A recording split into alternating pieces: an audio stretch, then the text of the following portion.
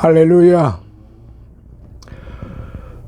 지난 시간에 이어서 오늘은 신약 성경 마태복음 20장 20-5편 이제 종합적으로 함축해서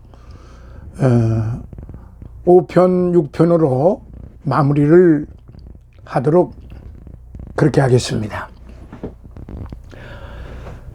마태복음 20장 먼저 1절로부터 16절 포도원 품꾼의 비유에 대해서 다시 한번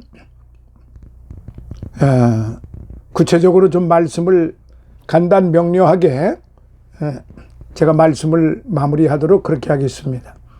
구원의 상급은 하나님의 주권적 은총이다 라는 그런 이제 1절로부터 16절까지 포도원 품꾼의 비유에 대해서 말씀을 하신 것인데요. 이거를 종합적으로 간단 명료하게 말씀을 드리도록 하겠습니다. 포도원 품꾼의 비유는 문맥상 예수님께서 천국의 상급에 관하여 말씀하신 교훈이지요. 그리고 베드로의 질문, 우리가 무엇을 얻으리까에 대하여 부드러운 경계를 주기 위해 의도된 비유의 말씀입니다. 베드로가 대표로 예수님께 상급에 대하여 질문하였지만은 예수님을 따르기 위해 자신의 모든 것, 가족, 소유, 직업 등을 포기한 제자들은 은근히 큰 상급을 기대하였을 거예요. 마가복음 10장 35절에. 그 중에서도 베드로와 같이 먼저 부름받은 제자들은 나중에 부름받은 제자들보다 좀 더 큰 상급을 받을 것이라고 기대를 하였을 거란 말이죠. 이와 같은 제자들의 심중을 헤아리신 예수님은 포도원 품꾼의 비유를 통해 먼저 부름받은 자라고 해서 더 많은 상급을 받으리라고 기대해서는 안 된다고 경계하신 말씀이에요. 오히려 예수님은 비유의 결론으로 처음 된 자가 나중되고 나중된 자가 먼저 되리라고 말씀을 하셨어요. 16절 그리고 19장 30절에도 결국 이 비유는 인간의 구원과 상급이 인간의 노력과 행위 그리고 자격에 따라 결정되는 것이 아니고 오직 하나님의 선하신 뜻에 따르는 것임을 보여주는 말씀이에요. 그래서 바울 사도는 믿음으로 의롭게 되어 구원받는 성도의 상황을 모든 사람이 죄를 범하였음에 하나님의 영광에 이르지 못하더니 그리스도 예수 안에 있는 구속으로 말미암아 하나님의 은혜로 값없이 의롭다 하심을 얻은 자 되었느니라 라고 로마서 3장 23절로부터 24절에 그렇게 가르쳤어요. 또한 슐라터라고 하는 학자는 이 비유를 어떻게 설명을 했느냐면 하나님께서 은총을 베풀어 주심으로 인간이 구원받을 수 있었는데 그 은총이 크고 작음을 가지고 시기심을 품는다면 그것은 곧 타락의 깊이를 드러내는 것이다 라고 그렇게 해석을 하기도 했어요. 사랑하시는 성도 여러분, 그렇습니다. 인간은 본래 타락하여 하나님의 은총이 아니고서는 구원을 기대할 수조차 없는 사람들이에요. 그런데 하나님의 전적 은총으로 말미암아 구원받은 인간이 다른 사람의 은혜를 시기한다면 이거 얼마나 어처구니 없는 탐욕입니까? 욕심이에요. 이거 보통 욕심이 아니에요.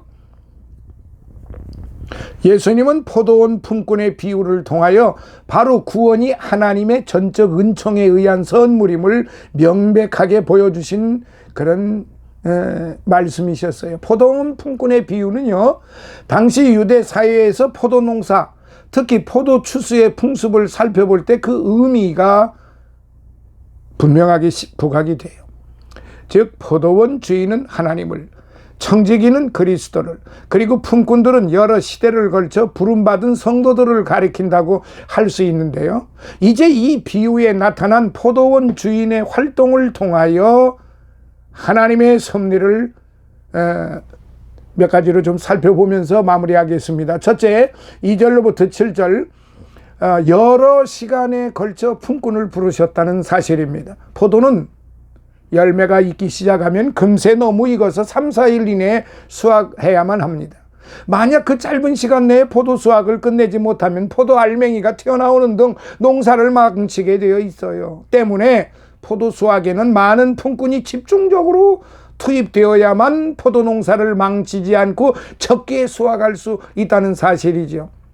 본 비유에 나타난 포도원 주인도 이와 같은 포도 수확의 긴박성 때문에 이른 아침부터, 즉 오전 6시부터 제11시 오후 5시까지 장터에 나가 품꾼을 계속 불러 수확하게 하였던 것입니다. 심지어 포도원 주인이 포도 수확할 수 있는 시간이 1시간밖에 남지 않았을 때인 오후 5시에도 품꾼을 구하러 나갔다는 사실, 수확을 앞둔 포도원 주인의 다급하고 갈급한 심정을 잘 보여주고 있는 것입니다. 사랑하시는 성도 여러분, 이 부분을 오늘 저와 여러분들은 심각하게 생각을 해야 되고, 그 포도원 주인이 얼마나 다급하고 갈급한 심정이었으면은 1시간밖에 남지 않았는데도 오후 5시에도 품꾼을 구하러 나갔다는 사실, 이 부분을 오늘 저와 여러분들이 분명하게 그 마음속에 새겨야 돼요. 그냥 지나가서는 안 됩니다. 사랑하시는 여러분, 오늘 저와 여러분들이 언제 어떻게 부르셨든 간에 부름을 받았다고 하면은 우리 주님은 동일한 은혜를 주신다는 사실, 동일한 구원의 은총을 주신다는 사실, 이거 잊어서는 결단코 안 됩니다. 이처럼 하나님께서도 임박한 마지막 때에 갈급한 마음으로 일꾼을 부르시고 계세요. 요한계시록을 볼 것 같으면 심판의 때가 임박해 오면 세상은 아주 숨가쁘게 돌아갑니다. 마치 수확 시기를 맞은 포도원처럼 임박한 종말의 때는 대혼란을 빚을 거예요. 그리고 이때에는 한 명의 품꾼이라도 더 구하려는 포도원 주인처럼 하나님께서도 복음 사역을 위해 일꾼을 부르십니다. 그것도 한 번 부르고 마는 그런 부르심이 아니에요. 심판의 날까지 계속 부르신다는 사실입니다. 또한 개인의 구원이라는 측면에서도 하나님의 구속 은총은 마지막 순간까지 끊이지 않을 거예요. 이러한 부르심이 천국을 예비하시고 또 천국에 참여하도록 부르시는 하나님의 은혜가 아니시겠습니까? 한편 품꾼 편에서 보면 이 부르심의 은총은 더욱 절실하고 감격스러워요. 당시 품꾼들은 시장 모퉁이에서 자기를 데려가 일시켜 주기를 바라며 마냥 서 있었어요. 마냥 자기의 노동력을 사주는 사람이 나타나지 않는다면 마냥 서 있다가 그만 하루를 보내고 마는 것이지요. 또한 그것은 하루 벌어 하루를 살아야 하는 품꾼과 그 가족의 생계를 위협하는 일이었어요. 하지만 자기를 데려다 일시키는 주인이 나타나지 않는다면 달리 호소할 때도 없는 사람들이 품꾼들이었습니다. 그런즉 하루해가 저무는 저녁 때에 일자리를 얻어 품꾼은 얼마나 감격하였을까요? 이 품꾼의 처지는 바로 우리 인간들의 처지를 상징하고 있습니다. 즉 인간들은 포도원 품꾼처럼 하나님이 부르시기를 고대하며 저작거리에 서 있다는 사실입니다. 때로 일찍 부름받기도 하고 혹은 늦게 부름받기도 하겠지만 구원의 문이 닫히기 전까지 하나님께서 인간을 부르시는 사역은 계속 될 거예요. 그러므로 우리는 하나님의 부르심에 기뻐 뛰며 순종해야 할 것입니다. 그리고 부름받은 성도는 부지런하여 게으르지 말고 주를 위해 충성되이 일해야 할 것입니다. 아침 일찍이 5시에 온 사람이나 오후 5시에 온 사람이나 시간은 얼마 남지 않았지만은 남은 시간까지 품꾼들은 최선을 다해야 하는 것입니다. 자, 두 번째, 8절로부터 9절, 수고에 대해 동일하게 상급을 주셨습니다.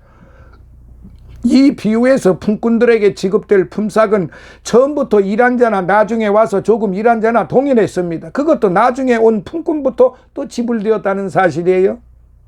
곧 나중에 온 자부터 한 데나리온씩 품삯을 받은 것입니다. 그러자 아침 일찍부터 와서 일한 품꾼들은 좀 더 많은 품삯을 받게 될 것이라는 기대에 부풀어 있었어요.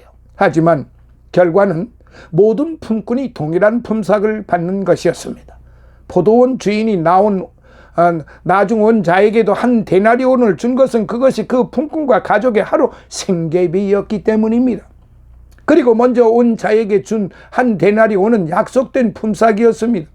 우리는 여기서 나중 온 자를 이방인으로 처음부터 일한 품꾼을 이스라엘 백성으로 볼 수도 있습니다. 즉 이스라엘 백성들은 이미 구원이 약속되었어요.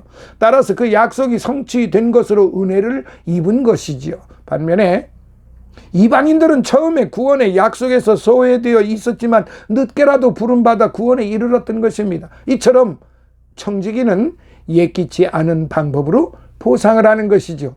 우리 성도들에게 주어질 상급도 완전히 우리의 기대와 일치하지 않을 수 있어요. 이름 없는 사람이 유명한 사람과 같이 될 수 있고, 이방인이 유대인과 동일한 상급을 받는 일처럼 우리에게 주어질 상급은 하나님의 주권적인 뜻 안에 있는 것이지요. 사랑하시는 여러분, 구원받는데, 구원의 은총을 받는데 여기에 그 어떤 행위로 말미암아 구원을 받고 못 받고 하는 일이 무슨 상관이 있습니까? 그게 무슨 의미가 있습니까? 오해하실는지 몰라요.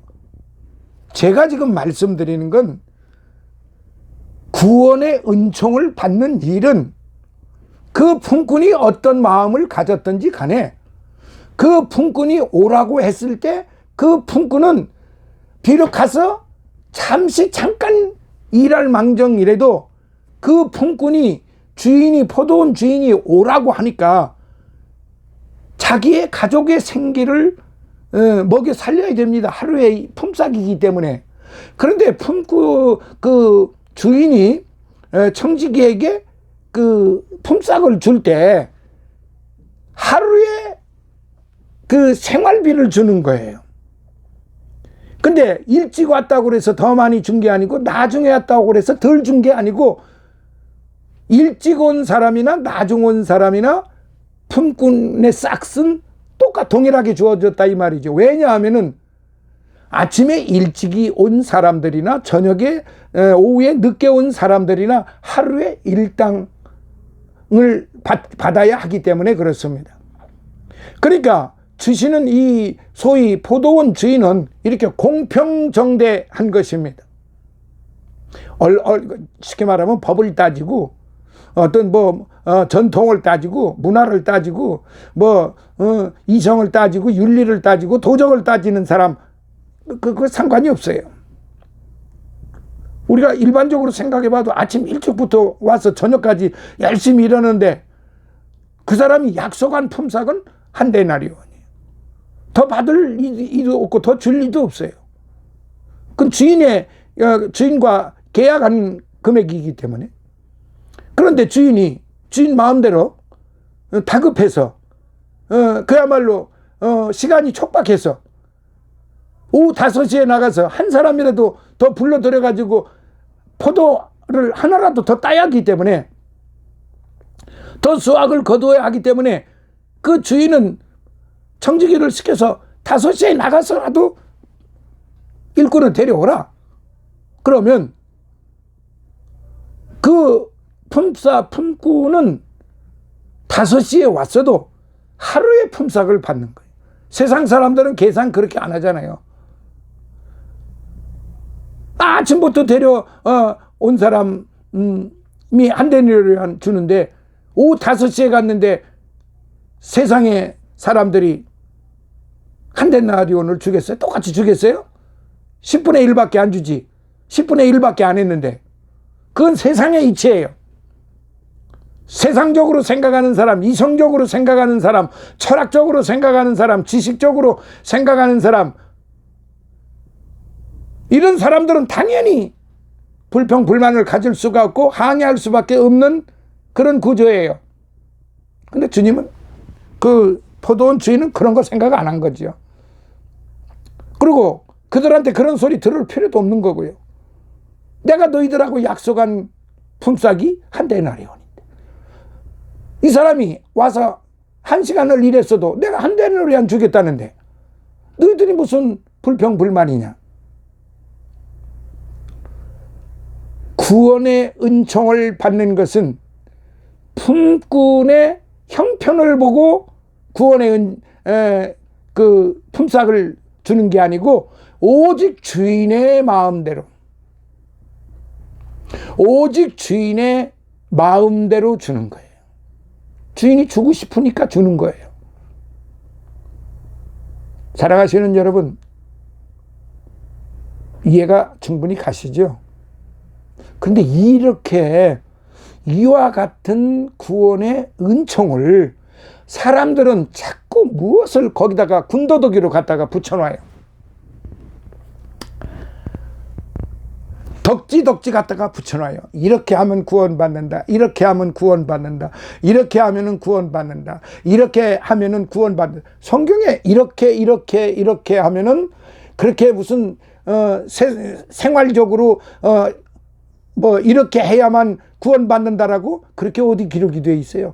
단 하나, 요한복음 3장 16절 하나님이 세상을 이처럼 사랑하사 독생자를 주셨으니 누구든지 저를 믿는 자마다 멸망치 않고 영생을 얻게 하려 하심이라. 이 말씀은 누구든지 지금 주인의 부름에 받아서 오전 5시에 왔든 6시에 왔든 오후 5시에 왔든 동일한 품삯을 주겠다는데, 동일한 구원의 은총을 주겠다고 하는데 그 사람들이 무슨 조건이 필요해요? 무슨 환경이 필요해요? 포도원 주인이 오라고 하면 가기만 하면 되는 거예요.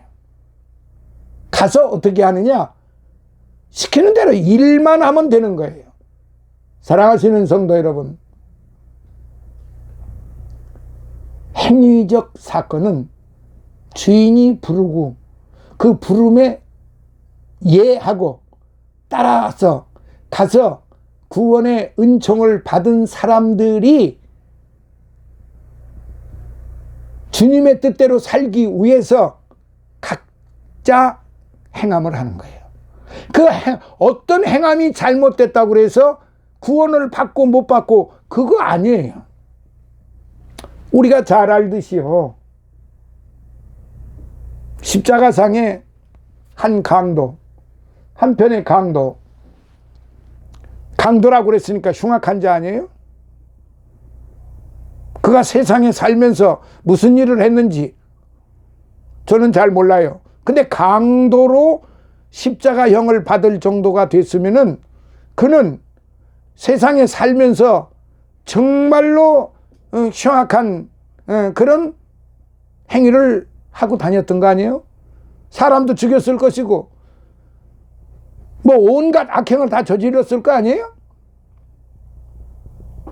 그가 무슨 신학 공부를 한 일이 없잖아요. 그가 무슨 율법사 선생을 찾아가서 율법을 배우겠다고 한 일도 없잖아요. 그가 선한 일을 했다고 하는 기록도 없잖아요. 그가 조직신학을 배웠다고 조직신학에 대해서 얘기한 일이 없잖아요. 율법에 대해서 말하고 다닌 일이 없잖아요. 누구 남에게 그렇게 가르친 일도 없고, 그는 한 게 오직 흉악한 일만 한 거예요. 근데 마지막 순간에 숨이 끊어지기 직전에 그는 가운데 매달려 계신 예수님을 향해서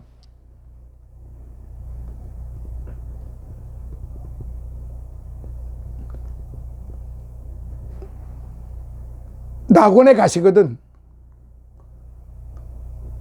저를 기억해 달라고. 그 한 말밖에 한 게 없어요.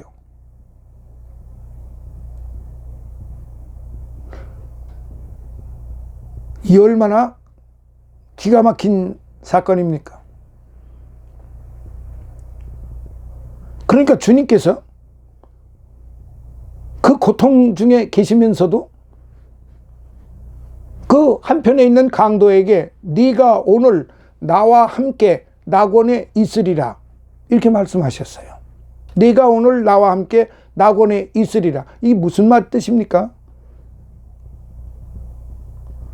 제가 구체적으로 설명드리지 않아도 지금 이해가 다 되실 거 아니에요. 그 강도가, 그 흉악한 강도가 흉악한 짓만 하다가 그야말로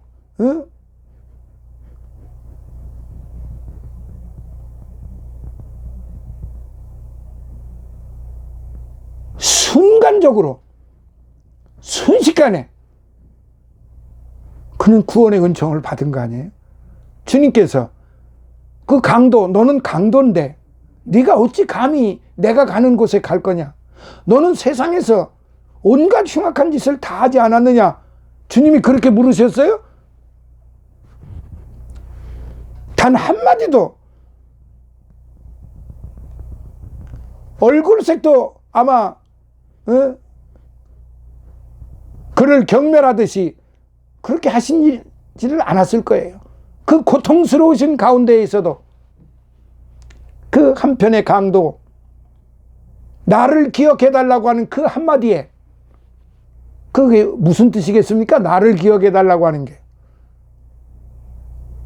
주님은 그 강도의 그 순간에 주님을 의지하는, 주님을 믿는다고 하는 그 진실한 마음을 예수님은 보신 거예요. 들으신 거예요. 느끼신 거예요. 네가 오늘 나와 함께 낙원에 있으리라. 지금 이 시간에 이 땅에서 많은 사람들이 너무 쉬운 이 믿음의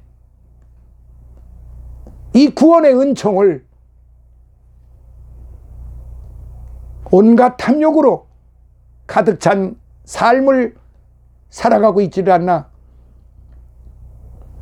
하나님의 교회라고 하면서 하나님의 교회가 온갖 탐욕으로 가득 차 있지를 않나? 믿는다고 하는 사람들이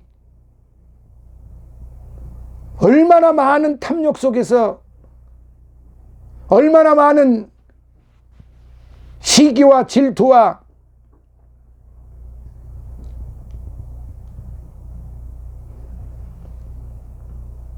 그런 세상의 정욕 속에서 살아가고 있는지 믿는다고 하면서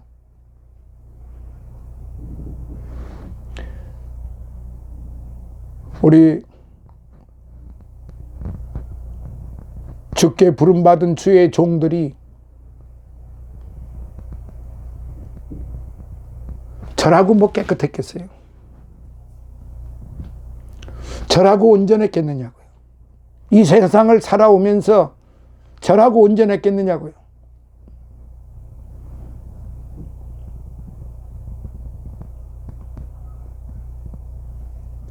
제가 지은 죄를 따지면은 소설책이 될 건데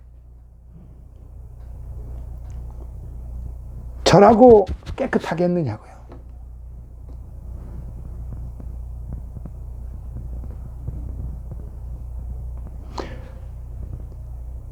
주께서 부르실 때 머뭇머뭇 하지 말고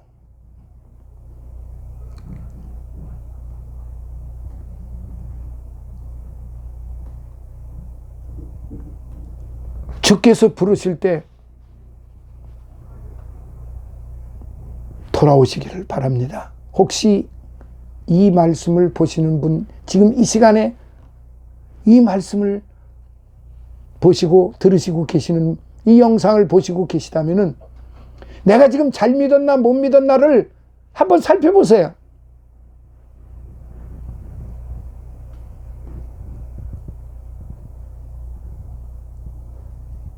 사랑하시는 성도 여러분, 품삯이 동일하다는 점은 유대인에게만 허용된 것처럼 보인 구원이 이방인에게도 충분하게 주어진다는 사실을 이 말씀을 통해서 이 포도원 품꾼의 비유에 대해서 확실하게 보여주고 계시는 말씀입니다. 즉 구원과 은총은 모든 사람을 충분히 구원하실 수 있도록 섭리하시는 하나님의 뜻에 따른 것이에요. 거기에는 인간의 공로나 자격이 전혀 고려되지 않았어요. 때문에 하나님은 차별 없이 모든 영혼을 구원하십니다. 욥기 34장 18절부터 19절. 그리고 그것은 하나님의 불공평이 아니라 오히려 공의로우시며 사랑 많으신 하나님의 무한한 은총이기도 합니다. 왜냐하면 하나님이 보시기에 유대인이나 이방인 모두 주님의 피로 산 귀한 생명들이기 때문입니다. 마치 포도원 주인이 품꾼들을 보기에 모두 충성스러운 일꾼들인 것처럼 말입니다. 그런즉 하나님께서 주시는 구원의 상급은 무한한 은총이지 유한한 그야말로 제한된 은총이 아니라는 사실을 다시 한번 확실하게 말씀을 드리고자 합니다. 오늘날 자유주의 신학을 한 사람들 가운데에서 행함에 대해서 강조하는 주님의 절대적인 구원 은총에 대해서 강력하게 전달을 해야 되는데 무엇을 해야만 구원을 받는다고 하는 축복을 받는다고 하는 이런 정말로 잘못된 교리를 전하는 사람들이 이 지구상에 특히 우리 한국 땅에 너무너무 많다는 사실을 우리는 잊어서는 안 됩니다.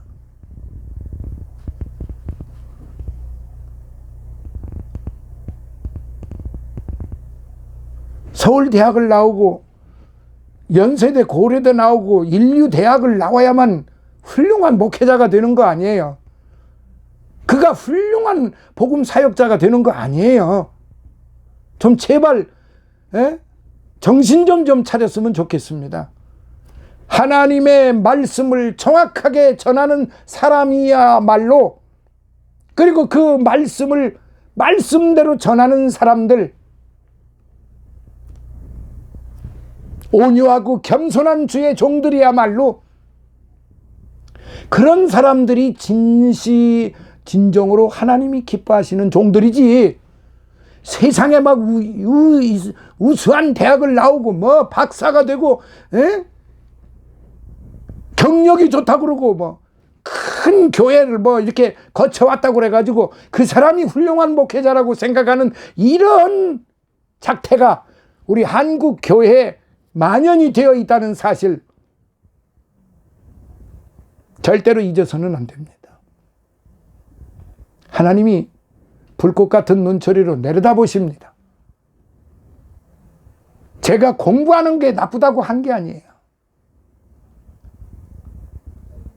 오늘의 한국 교회의 사조를 50년 가까이 들여다보고 지금까지 살아오다가 보니까 저 역시도 흠이 많이 있는 사람이지만은 이래서는 결단코 안 된다는 사실을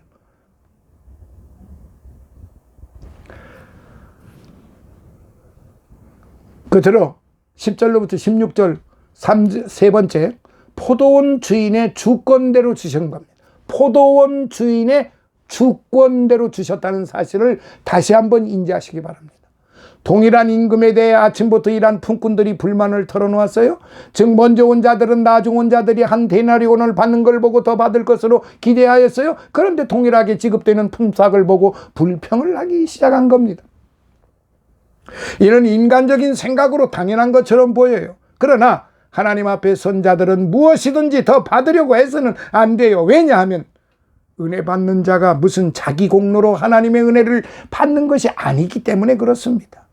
포도원 품꾼은 단지 약속된 풍쌈만 받으면 되는 것처럼 우리 또한 약속된 구원을 받는 것으로도 감사하고 기뻐해야 할 일입니다. 이처럼 신앙은 절대적인 하나님의 주권 앞에서 단지 받은 구원에 감격할 따름이에요.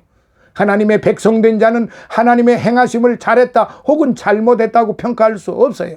이는 질그릇이 토기장이에게 반박할 수 없는 것과 마찬가지로 하나님의 절대 주권에 속한 구원안입니다. 이 고난을 포도원 주인은 내 것을 내가 가지고 내 것을 가지고 내 뜻대로 할 것이 아니냐라고 반문을 합니다. 그렇습니다. 임박한 종말의 때 하나님은 여전히 저작거리에서 품꾼을 부르는 포도원 주인처럼 오늘 저와 여러분들을 아직도 주님 앞에 구원받은 은총을 받지 못한 사람들을 향하여 주님은 자나깨나 주무시지도 않고 졸지도 아니하시고 부르십니다. 그리고 그 부르심에 순종한 자들이 구원의 은총을 받습니다. 특히 이 구원은 이미 하나님께서 창세전에 예비하셨고 예수 그리스도께서 십자가에서 죽으시고 부활하심으로써 완성된 것입니다. 그러므로 인간은 자기 공로로 구원받는 것이 결코 아니에요. 그런데도 우리가 구원의 상급을 놓고 시기하고 불화할 수 있겠습니까? 실로 우리는 하나님의 은혜가 아니었다면, 예수님의 피 공로가 아니었다면 죄와 허물로 죽을 수밖에 없었던 존재가 아니냐 말입니다. 죽을 수밖에 없던 우리를 살려주신 하나님을 원망하시겠습니까? 우리를 위해 피 흘려 죽으신 예수님의 구속 은혜를 한낱 인간의 욕심으로 인해 자기네들의 교리로 자기네들이 만든 전통과 장로의 유전으로 만든 그것을 가지고 기독교 복음을 전한다고요? 절대로 잘못된 일입니다. 다만 우리 성도는 하나님의 은혜에 겸허하게 엎드려서 감사하면서 찬송하면서 기도하면서 봉사하면서 충성을 다하는 그런 성도들이 될 때 하나님 앞에나 사람 앞에나 부끄러움이 없는 그런 거룩하고 보배로운 존귀한 성도가 된다는 사실을 다시 한번 마음속에 새기면서 20-5편을 마치고 다음 시간에 20-6편으로 마무리를 짓도록 그렇게 하겠습니다. 감사합니다. 할렐루야.